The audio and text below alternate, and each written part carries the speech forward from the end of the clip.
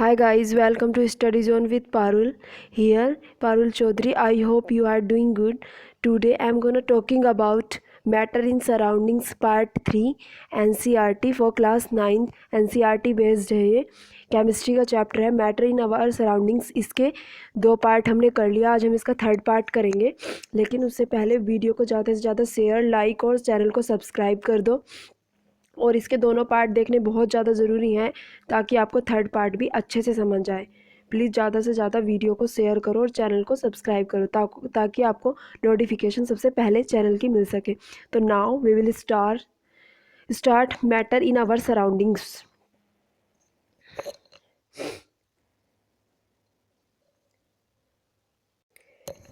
इसके पहले 2 पार्ट में हमने पढ़ा था ब्राउनियन मोशन, मैटर की कितनी स्टेट होती हैं, 3rd स्टेट होती हैं सॉलिड, लिक्विड, गैसेस स्टेट और एक 4th स्टेट भी होती है प्लाज्मा। इनके बारे में आज पढ़ा था हमने पिछले 2 पार्ट में। आज हम पढ़ेंगे latent heat of fusion, latent heat of vaporisation और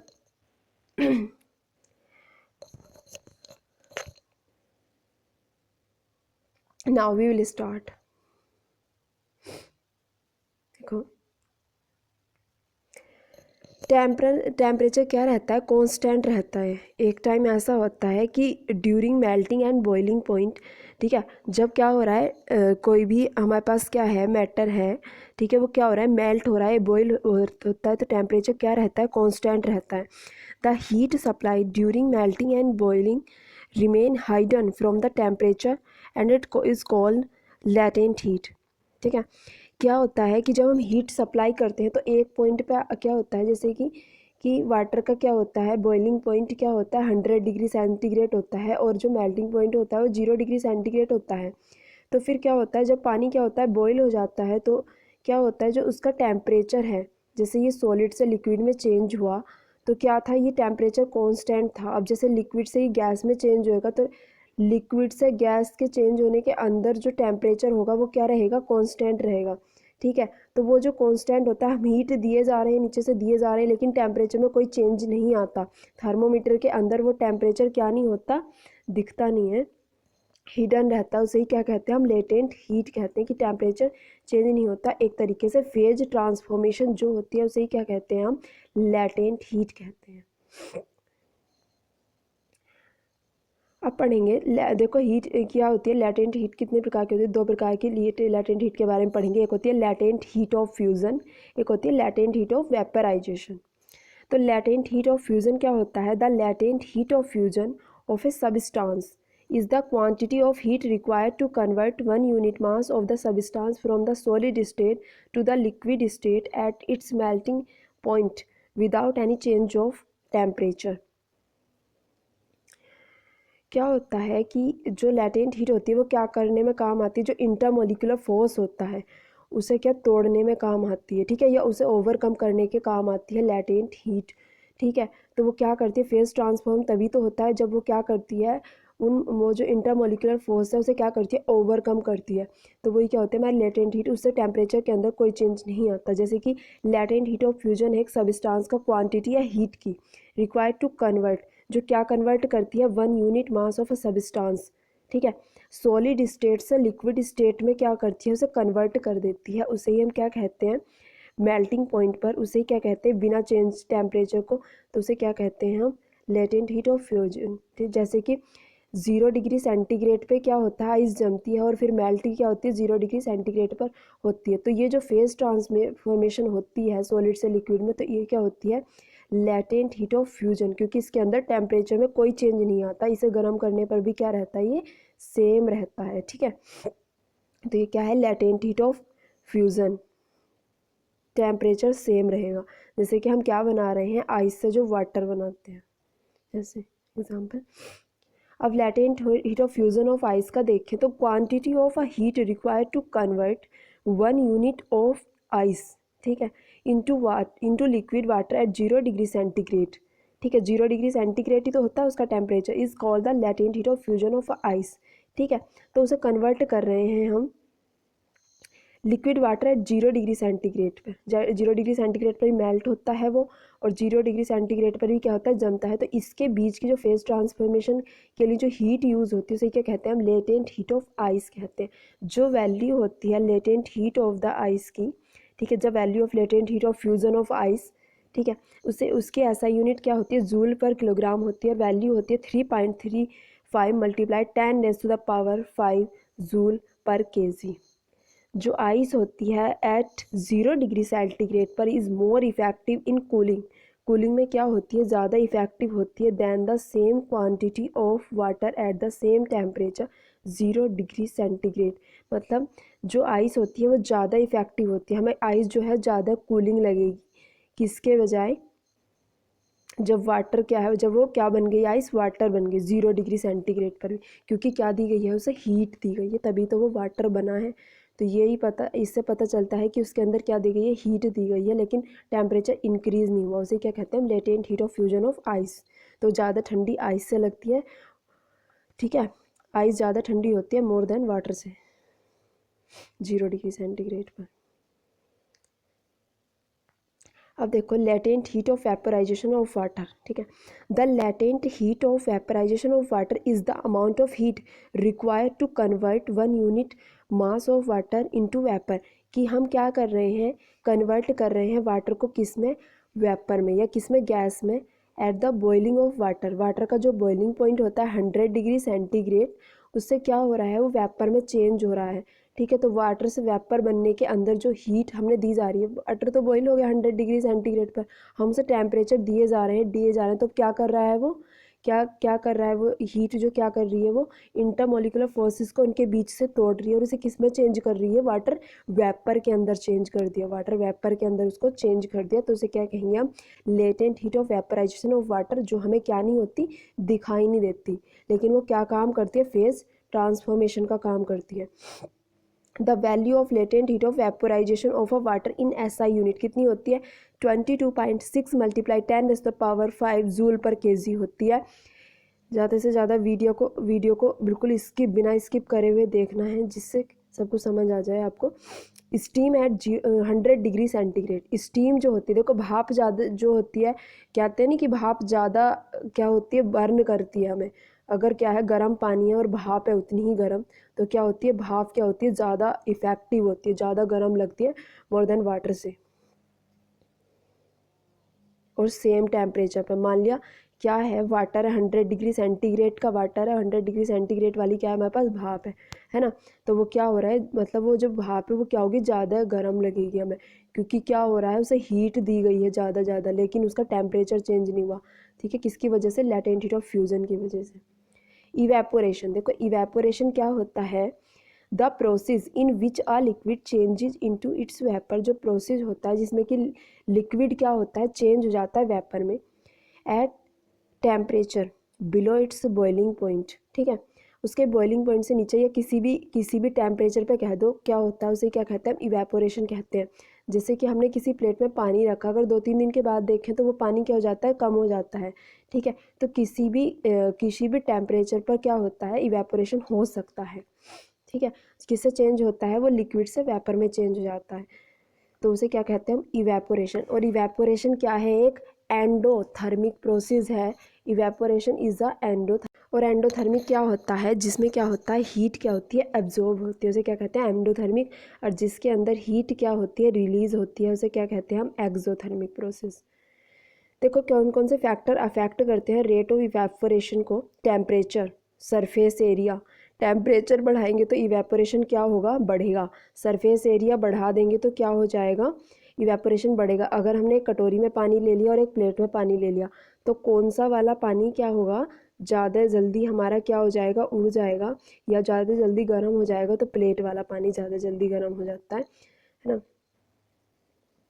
ह्यूमिडिटी, ठीक है, जैसे कि अगर हमने क्या सन में कपड़े सुखा दिए, टेम्परेचर का देखें, और क्या थोड़ी शेड में छुपा दिए, तो टेम्परेचर सन का ज़्यादा है तो वहाँ पे क्या हो जाएगा, कपड़े जल्दी सूख जाएंगे, और जहाँ पे हमारे पास शेड में, तो वहाँ पे कपड़े देर से सूखेंगे, ठीक है। और ह्यूमिडिटी ऑफ द सराउंडिंग्स, मान लिया कि हमारे पास क्या है, ह्यूमिडिटी क्या होती है, नमी, आर्द्रता बोलते हैं जिसको हिंदी में। तो क्या होता है, चारों ओर हमारे नमी है तो कपड़ों को सूखने में टाइम लगेगा। कपड़ों का एग्जांपल ले लेते हैं, क्योंकि एयर के अंदर ही इतने सारे वाटर वेपर हैं, एयर के अंदर इतने सारे वाटर वेपर हैं कि वो क्या नहीं कर पाता, जो मतलब बाहर जैसे कपड़े हैं, कपड़ों के अंदर भी पानी है और एयर के अंदर भी वाटर वेपर है, तो क्या हो जाएगा, इवेपोरेशन क्या होगा, कम होगा। ठीक है। Nature of the liquid, liquid के नेचर पर डिपेंड करता है कि लिक्विड का नेचर क्या है। अगर मान लिया, देखो क्या होता है, पेट्रोल है, ईथर है या अल्कोहल है, ये क्या है हमारे पास, की फॉर्म है, उनके अंदर क्या होता है, जल्दी होता है इवेपोरेशन, जल्दी होता है। किससे जल्दी होता है, वाटर से जल्दी हो जाता है इवेपोरेट। ठीक है, क्योंकि उनके अंदर क्या होता है, जो उनकी डेंसिटी क्या होती है, थोड़ी कम होती है, जो मतलब इंटरमोलिकुलर फोर्स क्या होता है, कम होता है। ठीक है, तो इंटरमोलिकुलर फोर्स, ठीक है, इंटरमोलिकुलर फोर्स क्या होगा, कम होगा, तो इवेपोरेशन क्या होगी, फास्टर होएगी। ठीक है, इसमें क्या होता है, liquids having smaller latent heat of vaporisation evaporate faster. ठीक है, जिनके पास क्या होता है, लेटेंट, ये लिख रहा है, liquids have smaller latent heat of vaporisation evaporate faster, जिन पे पास क्या होता है, लेटेंट हीट ऑफ वेपराइजेशन जो है वो क्या है, कम है। ठीक है, तो उनके अंदर क्या होता है, फास्टर हो जाता है इवेपोरेशन। लेटेंट हीट का भी बताया था कि मतलब क्या होगा, उन्हें मतलब गर्म करने के लिए क्या होगा, कम कम हमें हीट देनी पड़ेगी, तो लेटेंट हीट ऑफ वेपोराइजेशन कम हो गया ना, तो उसमें क्या होगा, इंटरमोलिकुलर फोर्स क्या होगा, वीक होगा। जैसे पेट्रोलियम में ईथर है, इनके अंदर क्या होगा, फास्टर हो जाएगा इवेपोरेशन, क्योंकि डेंसिटी भी कम है और इंटरमोलिकुलर फोर्स भी क्या हो जाएगा, कम हो जाएगा। देखो ये हो रहा है इवेपोरेशन, इवेपोरेशन, ये भाप बन के उड़ रहा है, सब सब उड़ रहा है।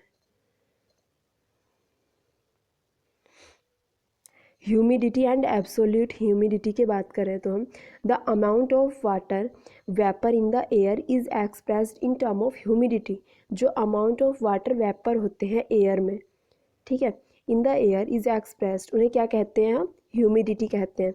The quantity of water vapour present, जो क्वांटिटी होती है वाटर वेपर के प्रेजेंट होती है इन 1 unit volume of the air.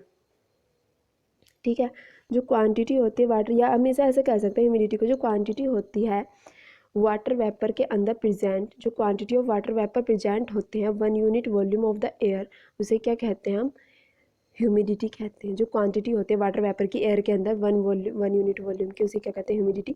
The maximum limit जो होती है वाटर वेपर की, which would be present in 1 cubic metre of air at any temperature, is called the absolute humidity या सैचुरेशन वॉल्यूम कहते हैं। जिसे क्या होती है, जो मैक्सिमम लिमिट होती है वाटर वेपर की, ठीक है, जो कि वुड बी प्रेजेंट होगी 1 cubic metre of air at any temperature, किसी भी टेम्परेचर पर। ठीक है, 1 क्यूबिक मीटर प्रेजेंट है, उसे क्या कहते हैं, एब्सोल्यूट ह्यूमिडिटी। ठीक है, किसी भी टेम्परेचर पर क्या है, 1 क्यूबिक मीटर है।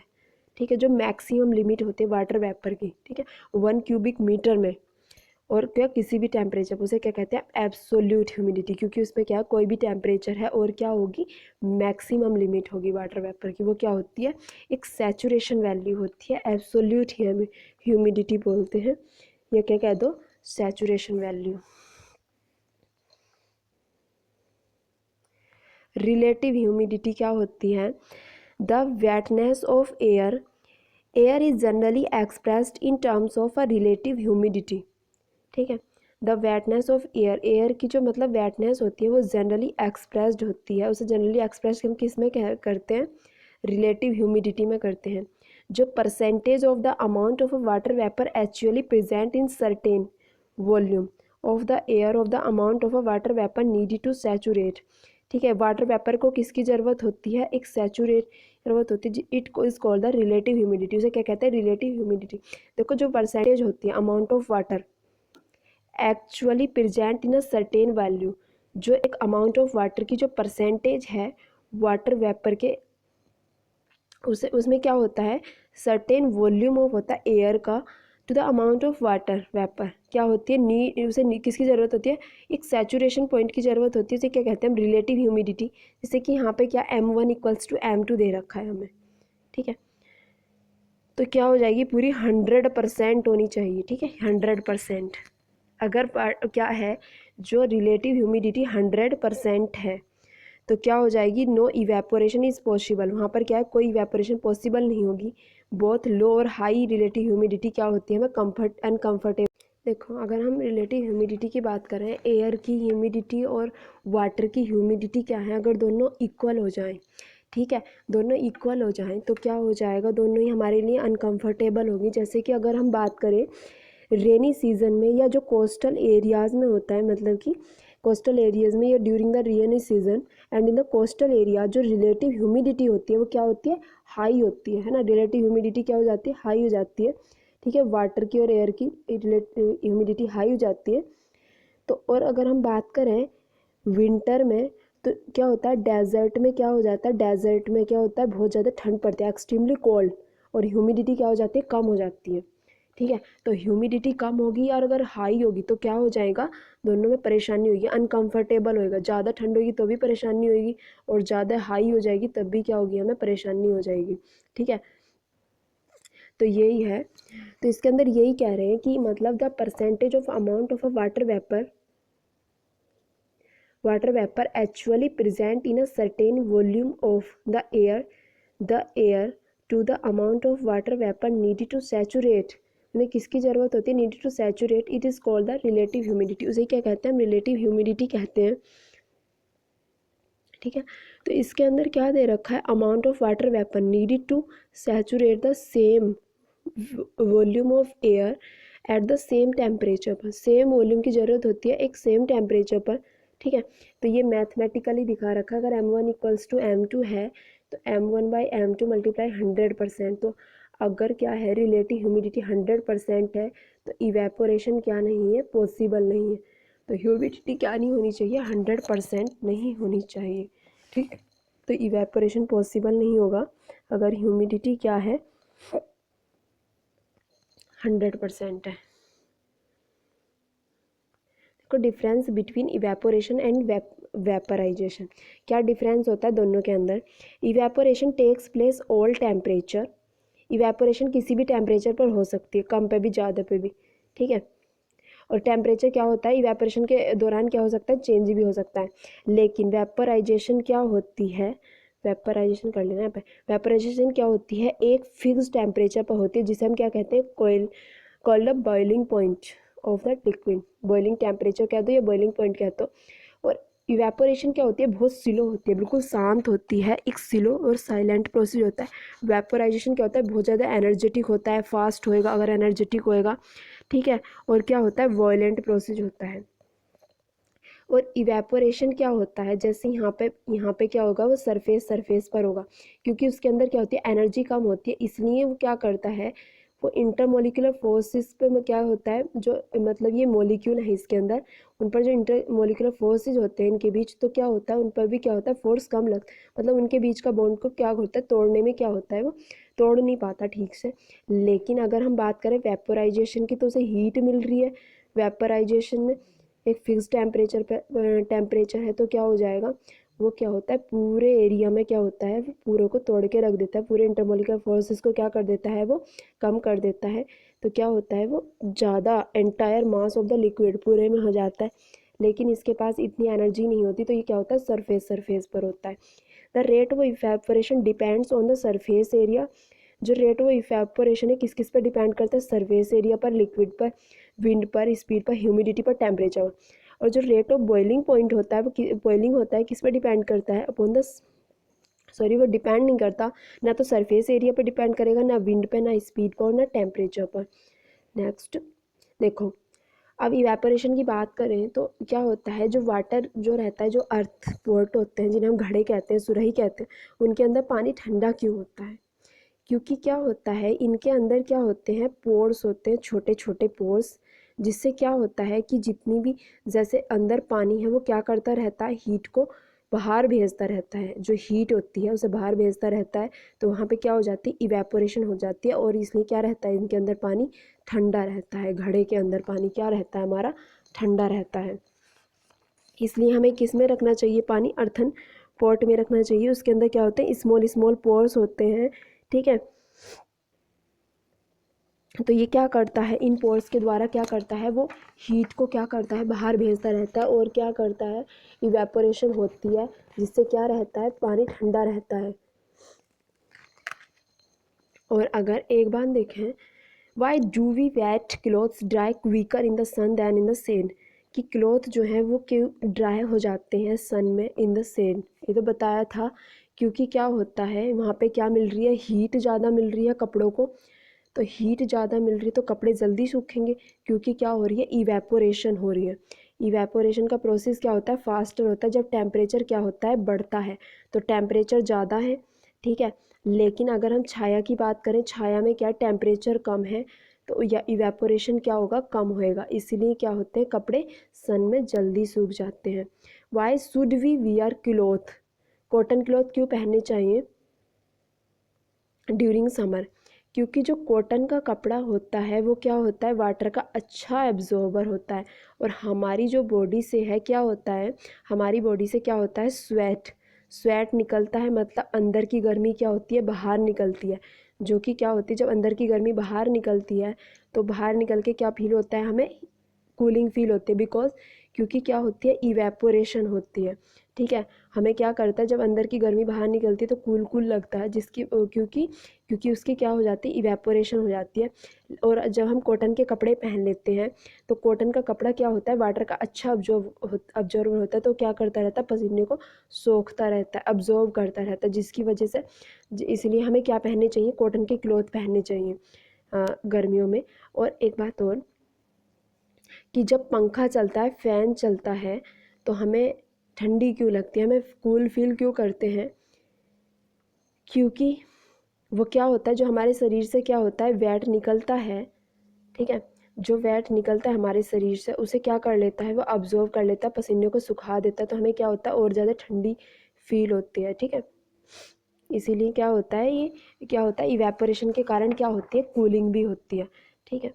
और क्या होता है, जैसे कि हमारे शरीर से क्या आया, पसीना बाहर आया, पसीने के कण हैं हमारे शरीर पे, तो क्या हुई, ये बाहर निकले, अंदर से इनको क्या मिली, मतलब पोर्स है यहाँ पे, अंदर से इन्हें क्या मिली, हीट मिली, ठीक है। जो वो हीट है वो क्या करेगी, इंटरमोलिकुलर फोर्सेस क्या होगी, जो उनके अंदर क्या होगा, इंटरमोलिकुलर फोर्स होगा इन मॉलिक्यूल के अंदर, उसे तोड़ देगी और क्या हो जाएगी, बाहर निकलेगी, तो वो क्या हो जाएगा, इवेपोरेट हो जाएंगी, जिसके वजह से हमें क्या लगती है, हमें कूलिंग लगती है, ठीक है। ठीक है, इसलिए हमें क्या पहनने चाहिए, समर में क्या पहनने चाहिए, कॉटन के क्लॉथ पहनने चाहिए, ठीक है। पसीने का निकलना बहुत ज़रूरी होता है, स्वेट का निकलना हमारे शरीर से बहुत ज़रूरी होता है, जिससे हमें क्या हो, कूलिंग महसूस हो, ठीक है। ऐसा ही क्या होता है, हमारे रेफ्रिजरेटर के अंदर होता है, रेफ्रिजरेटर में भी सेम चीज़ होती है, ठीक है। तो इसीलिए हमें क्या होते हैं, मतलब क्या होती है, इवेपोरेशन क्या है, इवेपोरेशन से क्या होती है, कूलिंग भी होती है, ठीक है। ये सारा कुछ आपको याद करना है, ठीक है। This is a very important video, please share more, like and subscribe my channel. Okay bye, thank you for watching.